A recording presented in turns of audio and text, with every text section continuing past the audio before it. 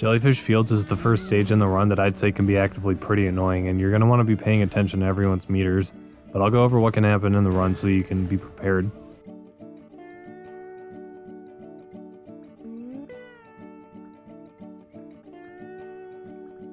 Switch to Danny when the level loads in if you haven't already and start heading right. You want to be close to the back wall the whole time so you can jump from the rocks up to the top of the barriers and skip having to break them.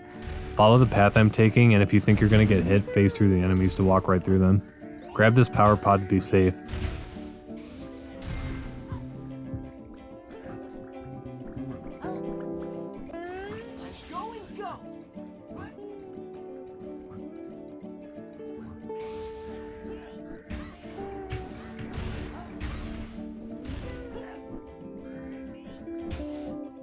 Eventually there will be a cutscene that is about a minute long. We'll find Patrick there.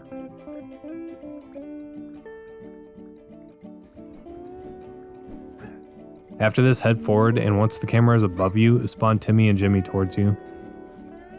There are 3 jellyfish harvesters throughout the level that you'll have to destroy. How these mini-bosses work is the front vacuum will suck up anyone that was caught in it and carry them a bit until they're launched out. Getting caught is extremely slow and loses about 5 to 10 seconds, so avoid this at all costs. When you're relatively close, switch to Jimmy and shrink it with B. Obviously this is a lot easier with multiple people spamming attacks, but the old strat was to spin the D-pad in a circle and mash A so everyone's attacking at once. I think this is pretty unreliable, so from a short distance, spam A as Timmy and shoot it repeatedly.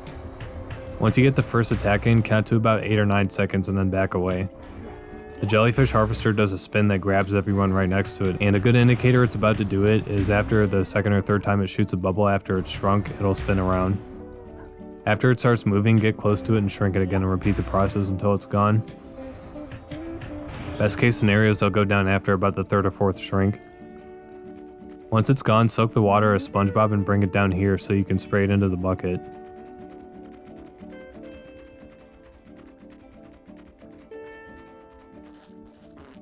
After this, switch to Danny and head along the path. Go up and jump over to this green platform on the right and then do a couple of slams to knock the grunt off the stage.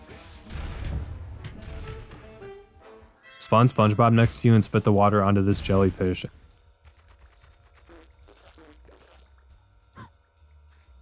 And then bounce up here and spit the water onto the anemone.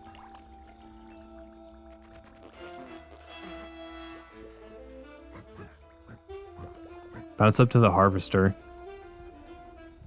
After the intro, spawn Jimmy and Timmy next to you and repeat what I said earlier. From around this point onwards, start keeping an eye on everyone's health and power meters. The arenas will always have an item for each, so if someone is dangerously low, grab one.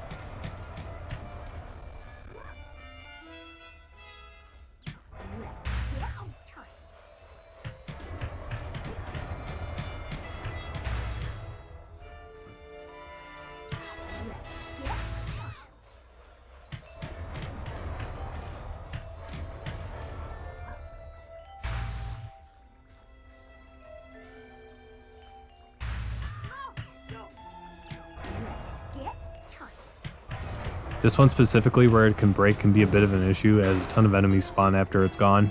If it's in the thick of the enemies, try stunning or killing them first. You can barely squeeze past them if you're quick and lucky. If it's a good distance away, then just take a wide arc around these last 2 and spray the anemone. Jump up as Danny and head left.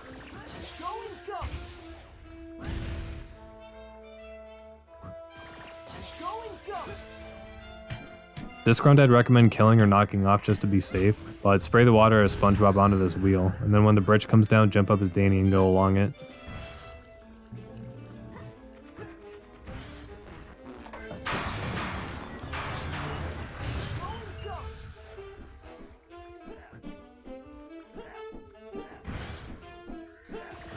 Down here there's health and power, so grab it if you need it.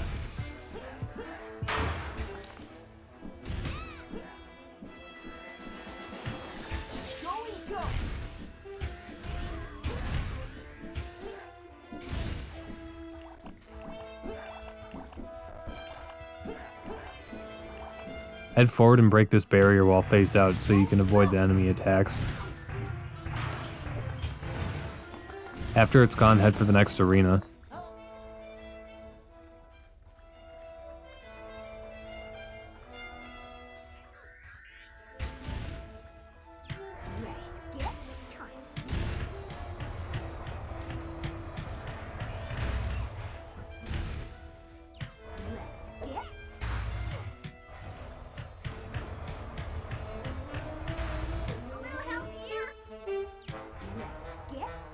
At this point, Jimmy is probably going to be low on power, so watch his meter, and if it gets too low to use the shrink ray, there's a power pod in the back left of the arena.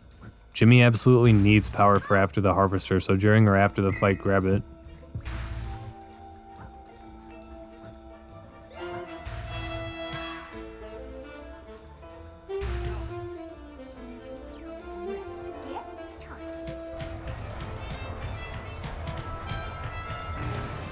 After the harvester, spray the enemy as SpongeBob and jump up as Danny.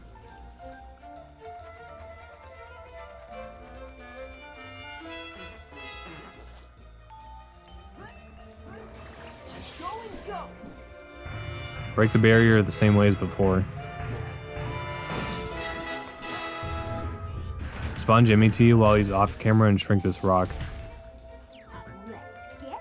Jump up and avoid the enemies to reach the ability pod. If the plankton popper is that much of an issue, you can stun, shrink, and kill it quickly.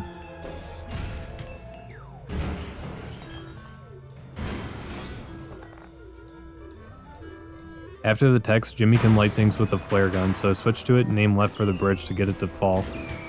Head along it as Danny and go straight forward.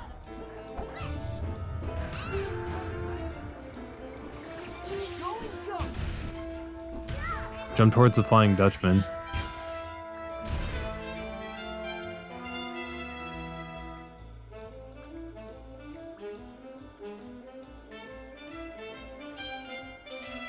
After the text boxes, you'll have to defeat 6 ghosts along the path of ships. Push B next to him and then A when prompted to start the mission.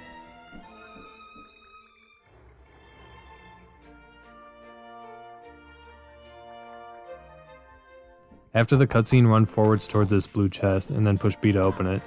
Danny can attack and kill the ghosts quickly by attacking them while they're both phased out. Throughout this mission, watch Danny's power as each ship will have a power pod on it somewhere if you're low.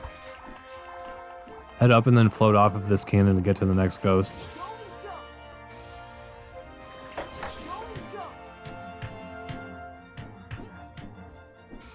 Head down and right to the next ghost.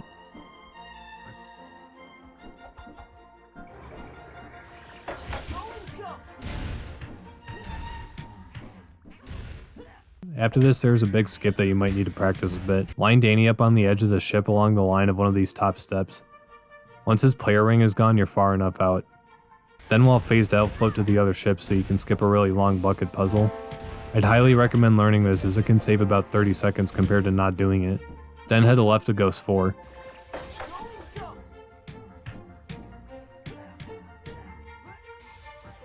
Jump on the mast and grab the life.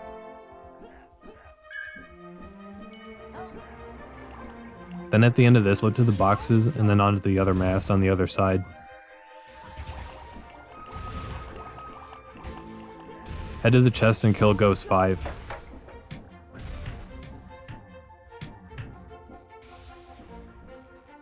After this, go forward a bit and then left to the corner of the next ship and kill Ghost 6.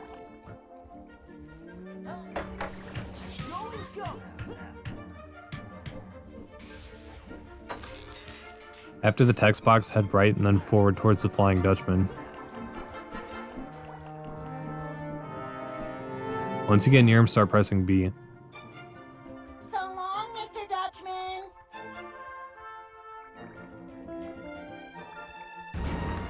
That looks like our way in. Patrick, Mr. Krabs, all the little jellyfish, hang on, we're coming!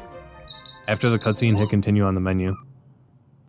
New Game Plus is thankfully quite a bit faster if you have a level 3 Starflinger, and you don't have to worry as much about wasting power, so it is a bit easier.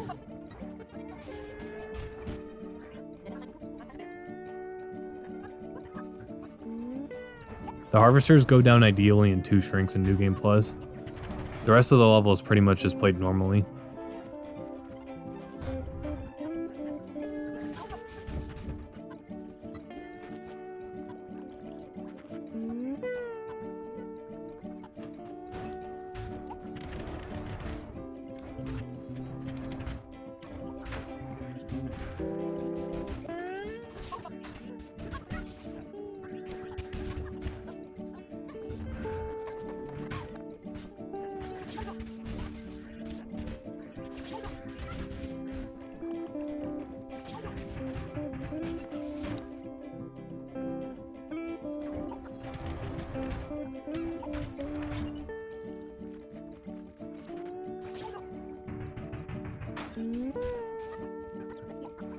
At this part, you can just shoot a couple of flares and skip the ability pod.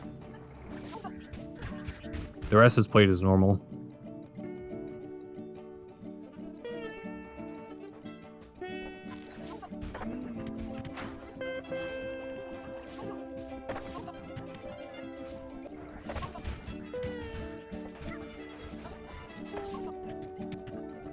For normal, I would say try to aim for under 10 minutes, and for New Game Plus, I would say aim for a low 9 to under 9 minutes. That's it for Jellyfish Fields. Next time I'll talk about the Jellyfish Factory, so as always, thank you for watching. If you have any questions, feel free to leave a comment, and I hope you tune in next time.